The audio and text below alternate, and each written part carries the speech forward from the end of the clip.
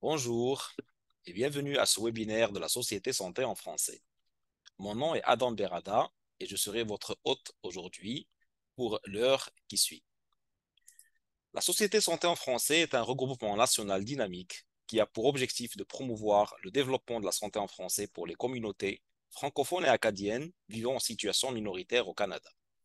La société est le point de rencontre de 16 réseaux régionaux, provinciaux et territoriaux œuvrant à la concertation des partenaires intéressés à améliorer l'accès à des services de santé en français dans toutes les provinces et territoires où le français n'est pas la langue de la majorité de la population. Donc, les webinaires de la Société en français poursuivent plusieurs objectifs. Le premier, c'est d'offrir un meilleur accès aux nouvelles connaissances. Le second étant celui de faciliter la prise de décision éclairée par les données probantes. Et le troisième est celui de favoriser les interactions entre producteurs et utilisateurs de connaissances.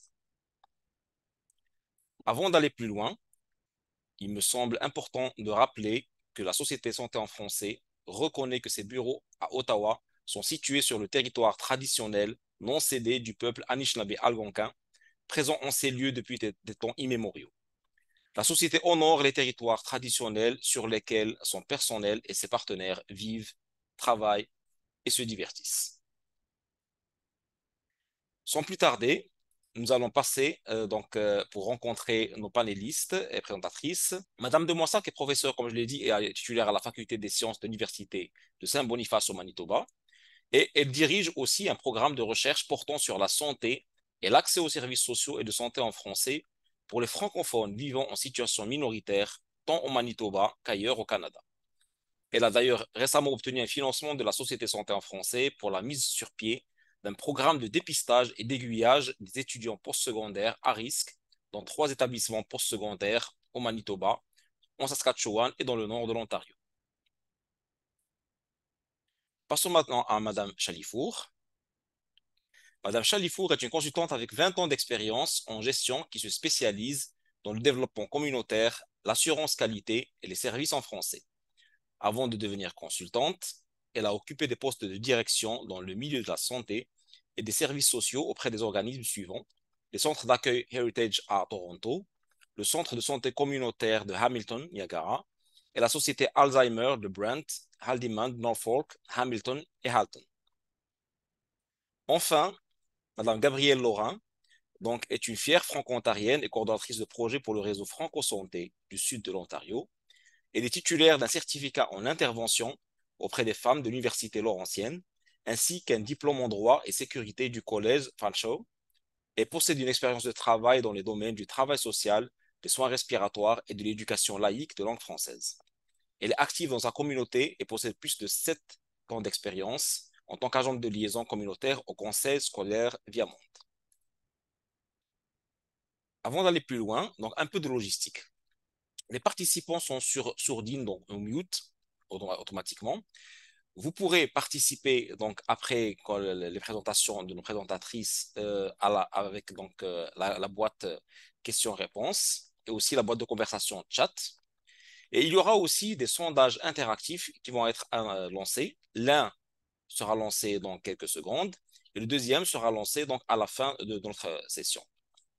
Et je vous rappelle que une fois que ce webinaire sera fini, il sera enregistré et disponible sur le site de la Société Santé en français, ainsi que la présentation qui vous sera présentée sous quelques minutes. Je vais passer la parole à Madame Gabrielle Laurin, qui va nous faire un survol sur l'initiative Accès Équité, qui est indissociable du sujet que l'on évoque dans ce webinaire. Gabrielle, bonjour. Bonjour Adam, merci beaucoup. Bonjour tout le monde. Je vais faire un petit survol pour les prochaines quelques minutes de la plateforme Accès Équité. Donc, cette plateforme est financée par Santé Canada et lancée en mars 2021. Elle est unique et confidentielle et elle accompagne la mise en place de services de santé en français au sein d'organisations de santé, des services sociaux et ou communautaires partout au pays. Donc, cette plateforme centralisée permet donc aux gestionnaires de ces établissements d'accroître leur capacité à offrir des services en français pour les communautés francophones et acadiennes. Donc, bref, cette plateforme promeut l'équité d'accès aux services de santé en français et peut s'adapter pour répondre aux besoins de communautés sous-desservies telles que les populations autochtones et immigrantes. Prochaine diapo, s'il te plaît.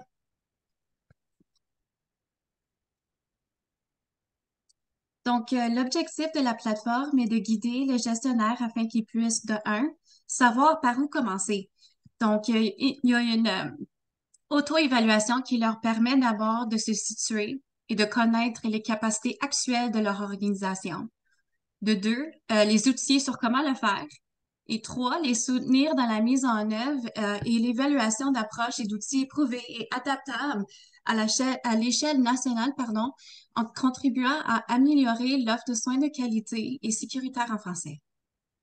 Donc, pour faciliter ce travail, la plateforme Accès Équité est accessible sur toutes les plateformes numériques et aussi appuyée par des experts, qui est super important.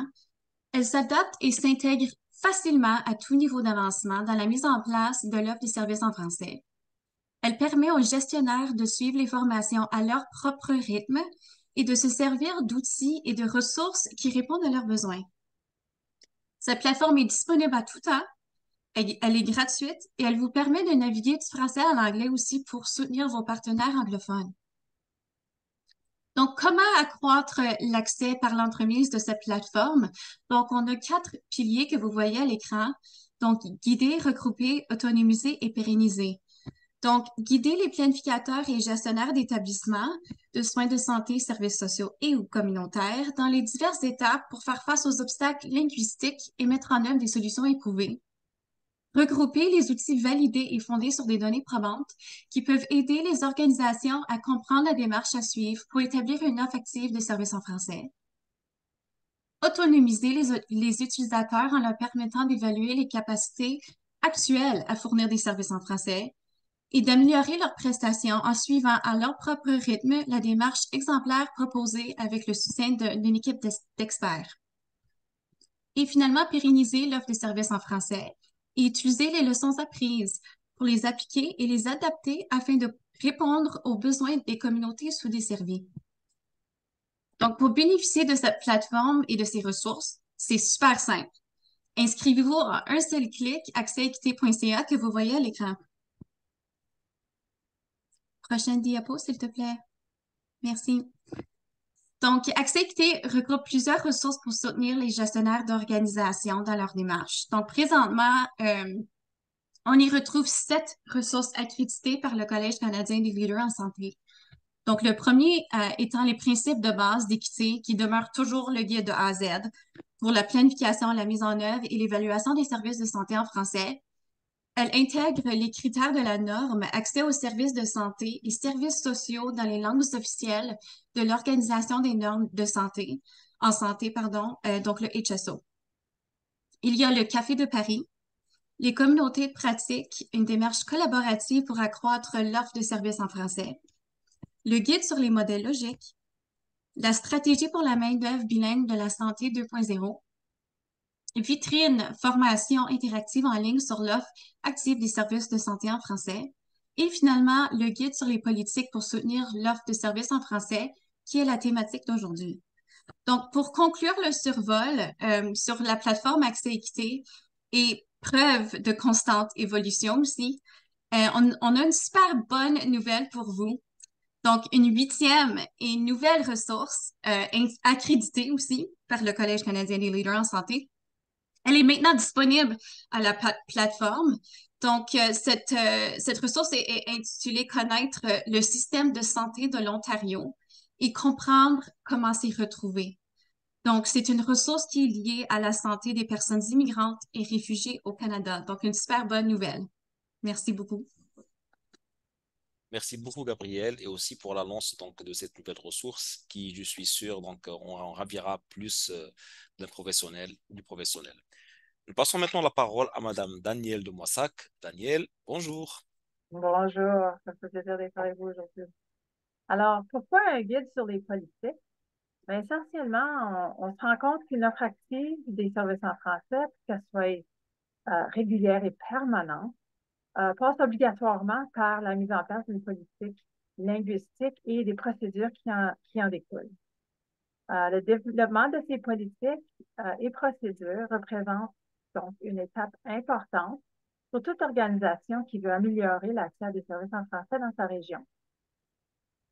Alors, on a développé un guide sur les politiques et ce qui accompagne ce guide-là est une formation de 4 heures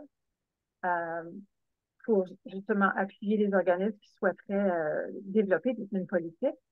La participation à cette formation par un membre certifié du Collège canadien des leaders en santé vaut 2 crédits de la catégorie 2 du MDC à l'égard des exigences du maintien de la certification à laquelle ceux-ci sont soumis. Il y a également un certificat de participation qui est émis une fois que l'évaluation de chaque module est complète. Prochaine diapo. Alors, parlons un peu de notre processus. Qu'est-ce que nous avons fait pour justement développer ce guide? Alors, on a vraiment fait un travail de recherche et d'analyse important sur les pratiques courantes qui favorisent la mise en œuvre de politiques linguistiques et de procédures qui en découlent dans les établissements de santé et de services sociaux dans des populations, des communautés francophones et acadiennes vivant en situation minoritaire au Canada. Notre objectif était vraiment de créer un gabarit. On avait ça à l'esprit en commençant. On veut créer un gabarit d'une politique linguistique qui pourrait servir de modèle pour d'autres établissements qui en ont peut-être pas. Prochaine diapo. Alors, la méthodologie qu'on a utilisée, il y avait 4 volets. D'abord, on a commencé avec une revue de la littérature pour savoir qu'est-ce qui existait d'abord, qui portait de façon générale sur les politiques linguistiques en santé, mais de manière plus précise sur les politiques qui ont déjà été développées. On a ensuite fait des entrevues avec des gestionnaires de divers établissements de santé et de services sociaux à travers le Canada, juste pour voir quelles étaient leurs politiques, quelles étaient les procédures qui étaient peut-être pas documentées nécessairement ou facilement accessibles lors de la revue de la littérature, mais qui les aidaient à mettre en application cette politique linguistique. À partir de ce qu'on a pu recueillir, donc des politiques et des pratiques existantes, on a développé un gabarit d'une politique linguistique et un guide pour l'accompagner. Comme ça, on vient appuyer ceux qui suivent et qui profitent de ces informations-là et qui veulent, eux, développer leur propre politique linguistique. Prochaine diapo. Donc, comment on s'est pris pour sélectionner les gestionnaires qui ont participé? Bien, certainement, on a fait un remue-ménage entre la responsable du projet à ce moment-là, Joanne et moi-même, parce qu'on a quand même une certaine expérience d'avoir travaillé avec les établissements de santé dans nos régions. On a élaboré une liste, on a fait des appels, on a aussi utilisé un peu le boule de neige, donc en parlant à un gestionnaire, savoir s'il connaissait quelqu'un d'autre qui avait peut-être un autre établissement qui avait peut-être des politiques linguistiques. On a vraiment tenté de faire un survol à travers le Canada, donc une représentation géographique, mais également une représentation du type de service. Donc, on voit sur la diapo les participants, il y en avait une 12aine, mais je vais peut-être attirer votre attention vers le sommaire. Donc, on voit qu'on a une représentation, 2 autorités de santé, 5 hôpitaux, 3 centres de soins de longue durée, 2 centres de santé ou de centres communautaires et un petit peu tout partout au Canada. Donc, on estime que notre cueillette de données a été fructueuse et on avait un bon pool de politique sur lequel s'inspirer. Prochaine diapo. Alors, en bout de ligne, on a pu identifier 27 politiques et procédures liées aux services en langue française. Donc, ça a été, comme je dis, suffisamment pour bien nous informer sur ce qui existait. Mais en parlant avec les gestionnaires, on s'est rendu compte qu'il y avait certaines ressources importantes qui peuvent aider justement à l'application de ces politiques-là. Donc, les organismes, ce serait important qu'ils puissent se rendre compte qu'ils peuvent évaluer l'impact de leur politique linguistique et mesurer objectivement leur succès par l'agence externe, comme a mentionné Gabriel, le programme de reconnaissance des langues officielles d'Agrément Canada, en suivant les normes de HSO qui sont intitulés Accès aux soins de santé et aux services sociaux dans les langues officielles. Alors, c'est un outil qu'il ne faudra pas oublier parce que c'est très utile, effectivement. Alors, ce qu'on a vu également, c'est que ce que nous, en jasant avec les gestionnaires, on s'est rendu compte que ce qui est publié est représenté, c'est bien représenté dans la revue de littérature. Donc, ça arrimait les différentes formes de collecte de données. Passons aux thématiques émergentes.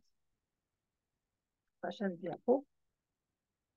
Alors, évidemment, on a pu mettre le doigt sur plusieurs politiques et procédures qui en découlent et en développer un gabarit. Mais on a aussi été capable en jasant avec les gestionnaires, de voir qu'il faut avoir un impact mesurable des politiques et des procédures sur notre service en français. On ne peut pas s'attendre que d'avoir une politique, ça va régler le tout. En effet, d'avoir une politique, c'est que le début. Et il y a beaucoup de choses qui en découlent. Alors, les procédures sont extrêmement importantes. Il faut non seulement avoir une politique qui est claire, mais aussi savoir comment est-ce qu'on va s'y prendre pour mesurer l'impact des politiques, mais aussi pour diffuser les politiques à l'ensemble du personnel. Alors, que ce soit juste les gestionnaires qui s'en rendent compte, c'est pas suffisant. Les professionnels, le personnel de soutien, même la clientèle, doit être au courant de ces politiques-là pour qu'elles demeurent vivantes. En jasant avec les gestionnaires, on a aussi identifié certains défis de la mise en œuvre des politiques linguistiques et des succès des pratiques innovantes.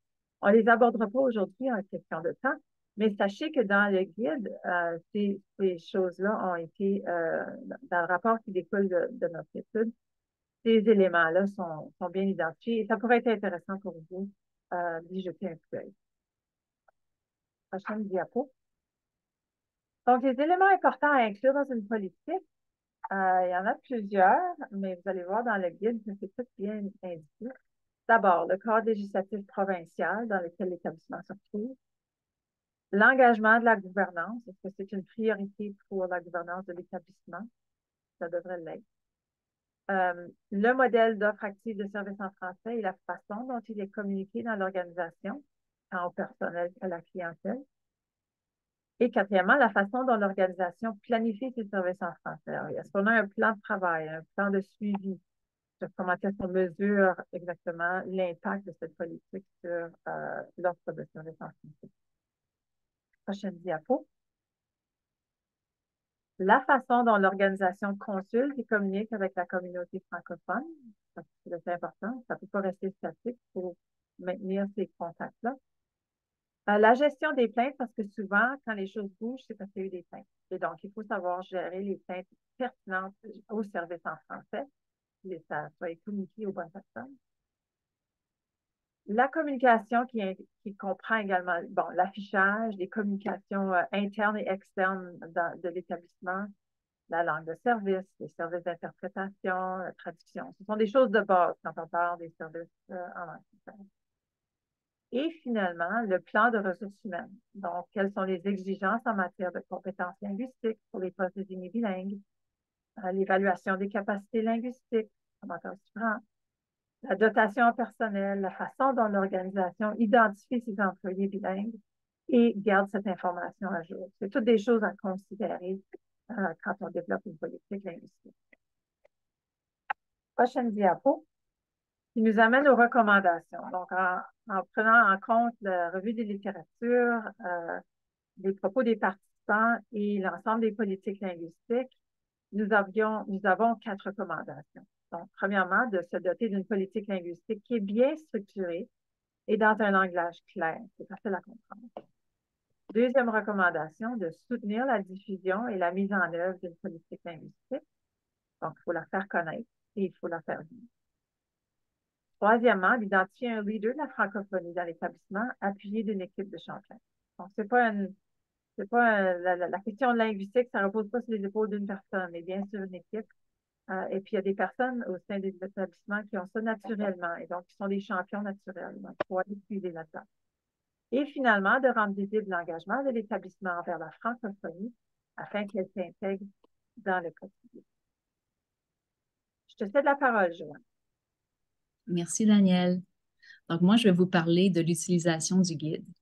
Donc, en fonction des résultats de notre étude, nous avons développé un contenu visant à soutenir les utilisateurs, à comprendre l'importance des politiques linguistiques et des procédures qui visent à améliorer l'offre de services en français dans les établissements de santé en contexte linguistique minoritaire, de savoir comment concevoir une politique linguistique qui soit adaptée aux besoins de l'organisation, mais en s'appuyant sur des recommandations qui soient issues de la recherche et qui sont soutenues aussi par des pratiques qui ont été éprouvées, qui ont été testées ailleurs.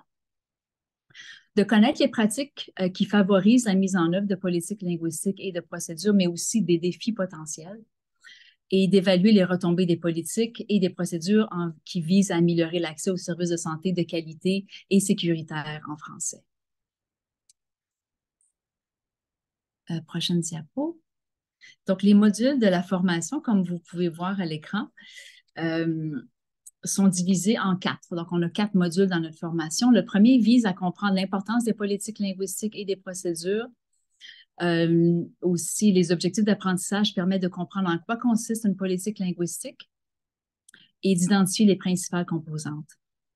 Le deuxième module explique comment développer une politique et permet aux utilisateurs d'identifier les caractéristiques d'une politique qui soit bien conçue.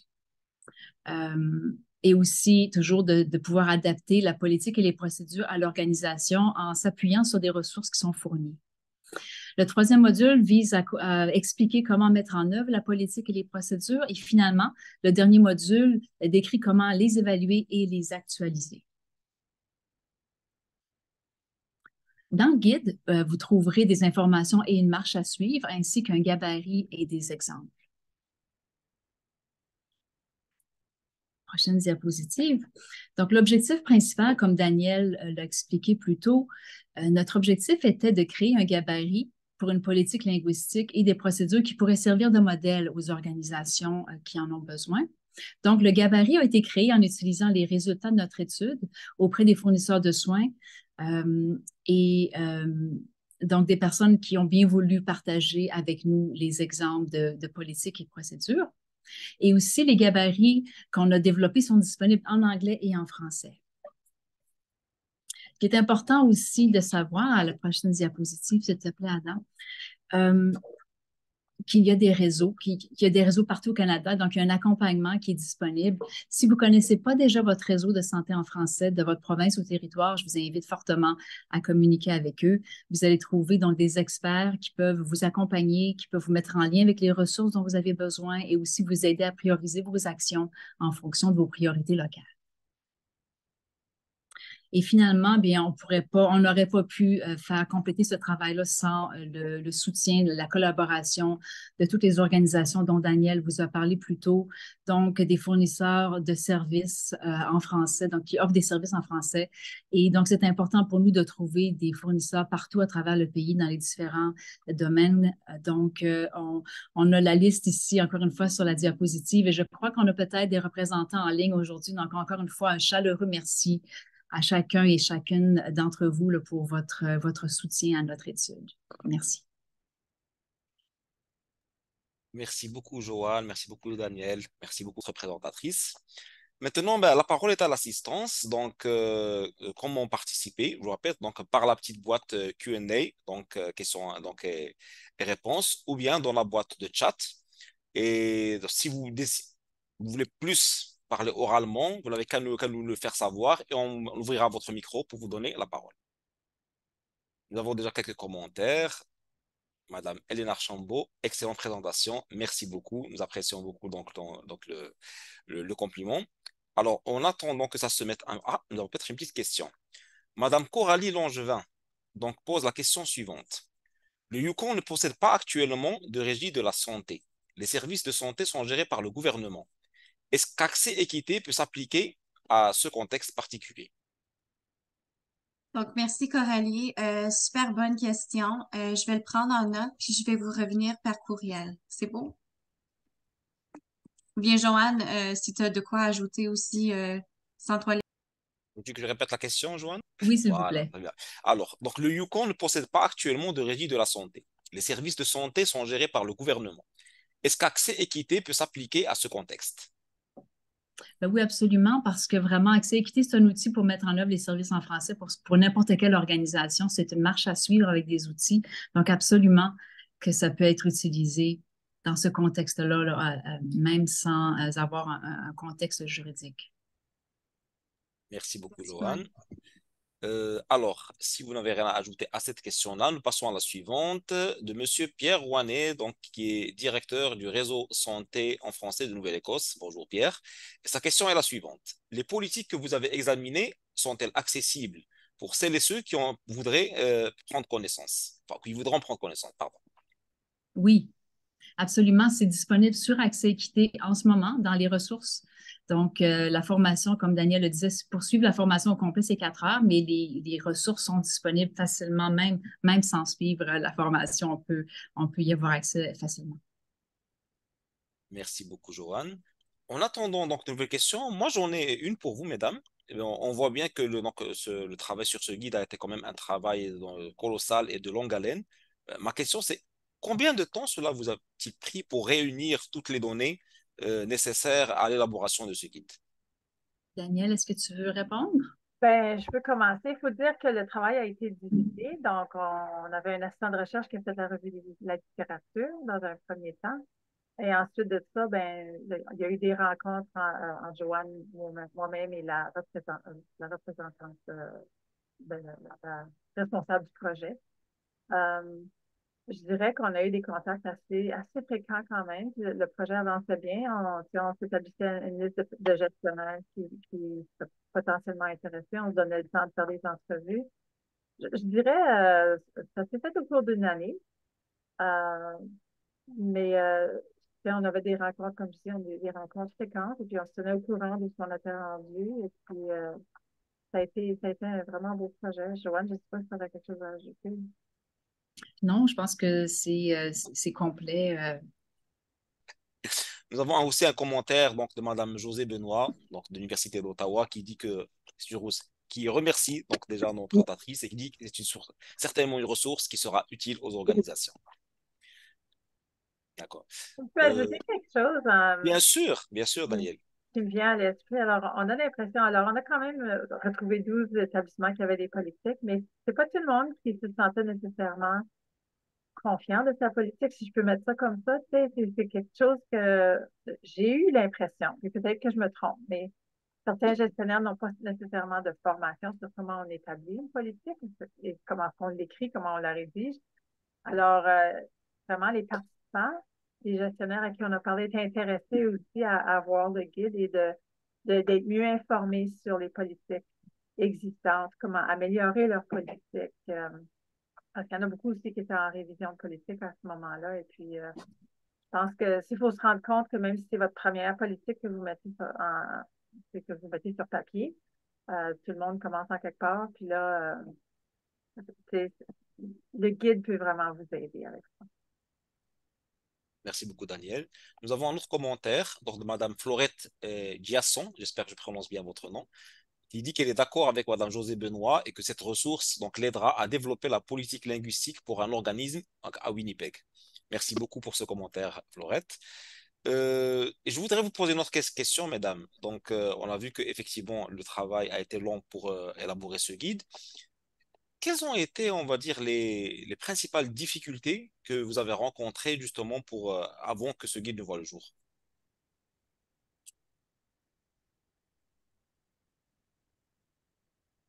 Joanne, veux-tu commencer ou je peux-tu me Oui, lancer? je peux, Vas-y. je peux, je peux commencer, puis tu compléteras si tu veux. Donc, je dirais au départ, bien, d'arriver à identifier les organisations qui avaient des politiques en place et qui étaient prêts à les partager. Puis aussi parce que c'est important d'avoir des représentants de partout, comme Daniel l'a dit, des différents secteurs. Donc, on était vraiment attentive à ça. Donc, mais comme Daniel l'a dit, une fois qu'on a démarré, on a commencé à avoir des contacts, il y a eu un effet un peu boule de neige où les choses ont avancé assez rapidement à partir de ce moment-là. Mais au début, ça a été ça, d'identifier là, les personnes. Mais on était vraiment Mais enfin, j'ai été vraiment touchée de voir combien les organisations voulaient collaborer. Puis presque tout le monde a dit oui tout de suite de partager leur politique, de partager avec d'autres, parce que dans mon travail, j'entends beaucoup d'organisations qui demandent de l'aide pour des outils comme des politiques. Alors ça, puis entre les branches, dans les derniers mois, j'ai entendu beaucoup d'organisations de gens là, qui avaient hâte de pouvoir utiliser ce gabarit-là de politique. Donc, je suis très contente d'avoir pu faire partie du processus pour le pour le mettre au monde. Daniel? Oui, je suis d'accord avec ce que tu partages, Joanne. Et puis, comme tu dis, les organismes étaient très, très engagés dans cette conversation et puis très, très heureux de partager les ressources qu'ils avaient. Ça m'a étonnée parce que souvent, on cherche à protéger ce qu'on a. Et puis, mais je pense que sur la question de la langue, on se reconnaît dans la situation linguistique minoritaire que si on ne travaille pas ensemble, on ne se fait pas une faveur. Ça fait que j'ai vraiment ressenti auprès des gestionnaires une belle volonté de contribuer ce qu'ils avaient développé eux, et puis dans l'espoir que ça puisse aider quelqu'un d'autre. Merci beaucoup, Daniel. Merci beaucoup, Lohan. Alors, nous avons une autre question de Madame Annie Sirène qui nous dit donc bonjour et merci. Donc, je cite, chez nous, on n'a pas de politique ou procédure pour les services en français. Nous avons des services d'interprétation et c'est à peu près tout. Nous avons un projet de collection de données, un début de recrutement de professionnels bilingues. Avez-vous une suggestion de quelle serait la prochaine étape? Ben, moi, je dirais que vous avez déjà des morceaux importants. Il faut commencer quelque part, hein? Puis je pense que le processus est déjà entamé chez vous. Euh, ben, moi, ma recommandation, ça serait d'établir une politique linguistique parce que je pense que vous êtes prêts, vous avez quelques morceaux. Il s'agit de le mettre sur papier et de voir comment mieux informer le personnel de ce qui existe déjà chez vous et comment mieux travailler ensemble pour que ça se maintienne et que ça, effectivement, qu'il y ait un impact sur l'offre de services en français. Mm-hmm. Joanne, Je voudrais peut-être aussi- pas d'autre chose. Ouais. Oui, excuse-moi, Daniel, avais-tu terminé? Oui, oui, vas-y, vas-y. Je voulais aussi dire, Annie, aussi, le gabarit de politique, il est complètement adaptable. Donc, l'organisation peut utiliser seulement les parties qui les concernent. Alors, c'est vraiment facile à utiliser. Donc, définitivement, je suis d'accord avec Daniel que c'est une bonne façon là, de poursuivre, une bonne prochaine étape. Puis, c'est ça, Merci, mesdames. aussi, je t'ai pensé de le dire, puis je pense que j'ai oublié de le dire, c'est que chaque établissement a sa mission, sa vision, sa façon de faire. Et puis, il ne faut pas s'attendre qu'une politique linguistique, comme tu dis, Joanne, que tout le monde ait la même politique linguistique. C'est trop rigide. Il faut vraiment y aller avec les ressources qu'on a chez nous.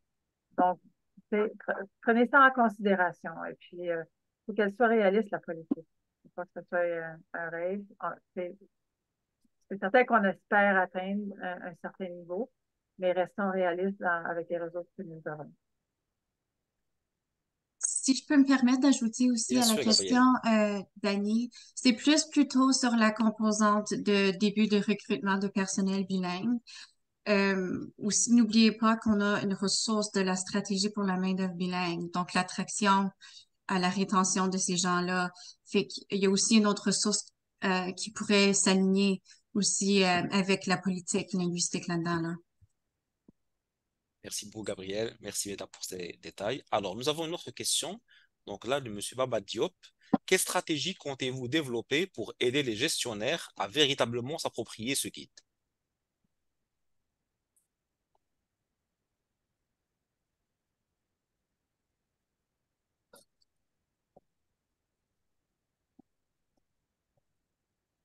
C'est une bonne question. Il semble que ça donne une réponse.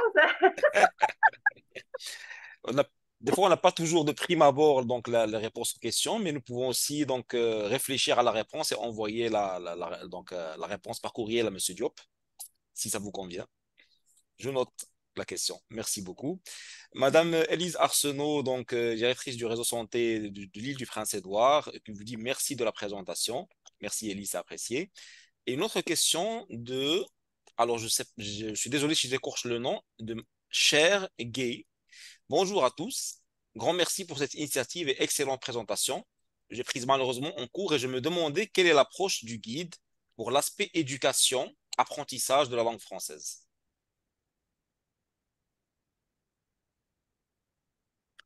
Il y a des parties du guide en fait, de la politique et du guide qui concernent ça, les politiques pour soutenir l'apprentissage de la langue.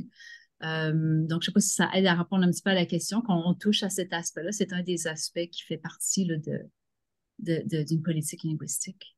Daniel, voulais-tu ajouter quelque chose?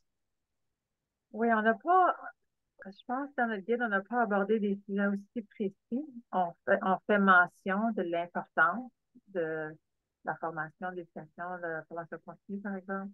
Mais sur Accès Équité, justement, il y a quand même, je sais pas comment vous les appelez, vos rubriques, là, mais en tout cas, il y avait le Café de Paris qui est un exemple d'une stratégie utilisée pour améliorer la conversation en français. Donc, ça pourrait être une stratégie intéressante pour vous. Oui. Puis aussi, Adam, je voudrais revenir à la question de Baba. Moi, je suis quelqu'un qui a besoin de réfléchir un petit peu. Donc, j'ai quelques idées qui me sont venues. Bien sûr, Joanne, je t'en prie. D'accord. Donc, pour aider les gestionnaires à s'approprier le guide, mais je pense qu'Accès Équité est vraiment construit pour ça, pour outiller les gestionnaires à savoir quoi faire, puis quelles sont les prochaines étapes, là, la marche à suivre pour mettre leur service en œuvre. Donc, définitivement, moi, je suis une fervente fan d'Accès Équité, donc j'encouragerais Baba à promouvoir, là, puis je sais que tu le fais déjà, mais à promouvoir cette ressource-là. Et il y a d'autres outils aussi dans le guide là, qui soutiennent évidemment, c'est tout ça, c'est la base d'Accès Équité, c'est de pouvoir outiller, pardon, les gestionnaires et les organisations, mais particulièrement les gestionnaires d'organisations qui offrent des services en français. Puis j'avais une autre idée, je m'excuse, ça m'a échappé, mais si ça me revient, je vais faire le suivi. Merci, Joanne. Alors, nous avons une autre question, donc de retour de Madame Élise Arsenault. Est-ce qu'il serait possible d'avoir accès aux politiques linguistiques déjà mises en place? Ce serait très aidant. Daniel? Oui, ben, je pense qu'on l'avait mentionné, mais les politiques, ben, les établissements qui nous avaient donné la permission de partager leurs politiques euh, ont été quand même assez nombreux, très généreux, et on a ces politiques-là sur la plateforme, n'est-ce pas? Oui. D'accord. Et toujours par rapport à la question de M. Baba Diop, donc un commentaire de Mme Eve Laframboise, donc gestionnaire de la mobilisation des connaissances et de la communication à la Société Santé en français. L'appropriation du guide peut se faire entre autres par l'entremise de l'accompagnement par les réseaux de santé en français. Et donc elle invite M. Diop à contacter le réseau de sa région. Alors, nous avons en même temps un commentaire et une question de Mme José Benoît. Donc, je vais prendre le temps de le lire, c'est intéressant. Donc, je cite, j'apprécie le point sur l'idée d'avoir un comité ou une équipe ou un leader qui travaille sur les services en français. Et donc, Daniel, tu faisais partie de notre projet sur l'implantation de plans d'action pour améliorer les services en français. Et les gestionnaires nous disaient que le manque de tels leaders ou équipes les ralentissait dans leur démarche. Dans des organisations qui avaient une équipe dédiée aux services en français et qui avaient une politique à cet effet, c'était plus facile d'implanter des changements. Une organisation communautaire avait même invité des gens de la communauté pour participer à un comité de travail sur les services en français. Et la question est donc, donnez-vous des idées, ou pouvez-vous nous donner des idées sur comment créer ce genre de comité ou ce genre d'équipe? C'est une bonne question. Merci, Josie. C'est jamais facile de faire avancer la question de la langue dans un milieu minoritaire. Euh, et puis, ça revient souvent à la question des ressources. Alors, d'avoir quelqu'un qui est à l'embauche pour s'occuper de ce dossier-là va beaucoup aider à rassembler une équipe, à rassembler même des bénévoles sur la question, à former un comité avec les gens de la communauté, des clients, la famille des clients, les gestionnaires, les professionnels de la santé. L'approche préconisée, c'est pas une question simple. Il n'y a pas de ressources qui lui sont associées.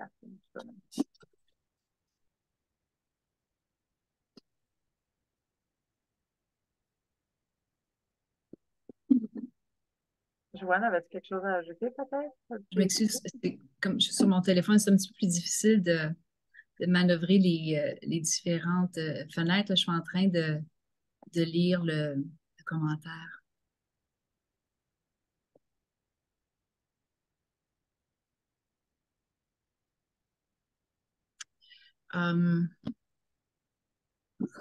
Bien, de mon expérience à former des comités, comme des comités consultatifs communautaires ou aviseurs, c'est souvent c'est d'identifier. Est-ce que, José, tu veux des idées sur comme pratiquement comment le faire? Je veux être sûre de bien comprendre la question.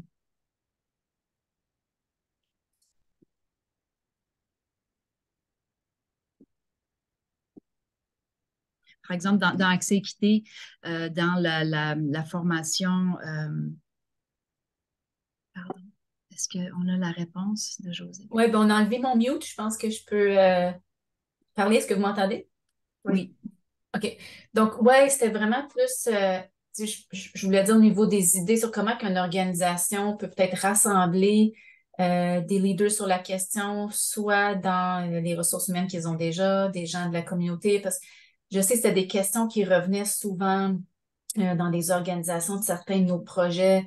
Tu sais, c'était soit on n'a juste pas la main-d'œuvre qui peut s'attarder à ces questions-là. Souvent, ceux à qui on donnait ce mandat-là avaient plusieurs autres mandats dans leur chapeau. Donc, tu sais, les priorités se chevauchent, là. Donc, comme on dit, les services en français prennent souvent le bord, là. C'est peut-être pas toujours la priorité numéro un. Donc, comment aider, si vous voulez, les organisations puis les gestionnaires à se créer peut-être ces équipes-là pour leur organisation dont le focus est vraiment les services en français. Mm-hmm.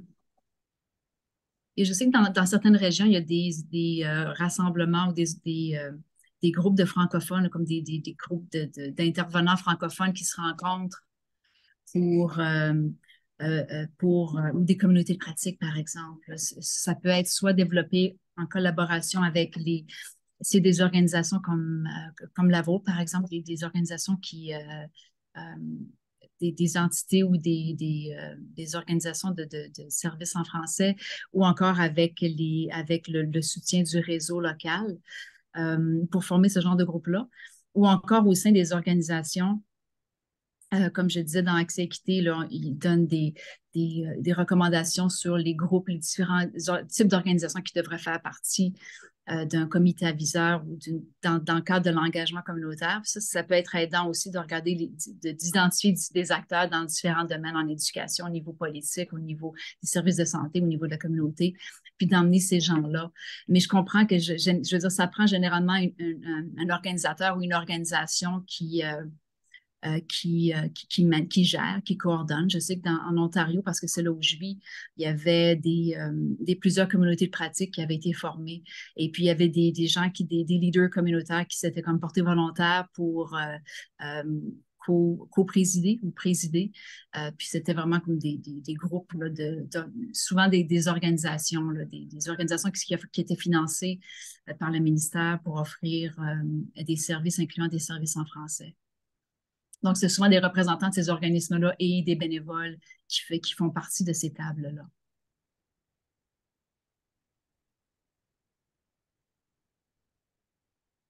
Merci beaucoup, Joanne.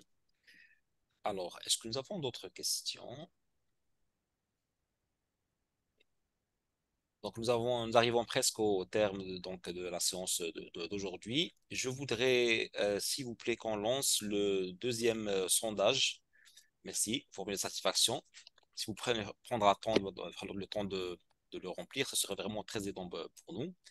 Et je voudrais donc au parallèle vous remercier beaucoup, mesdames. C'était un plaisir de vous recevoir. C'était un plaisir de préparer ce webinaire avec vous. Nul doute que cette ressource que vous avez partagée aujourd'hui, je pense qu'elle sera profitable à beaucoup de monde et suscite déjà l'intérêt de beaucoup de professionnels.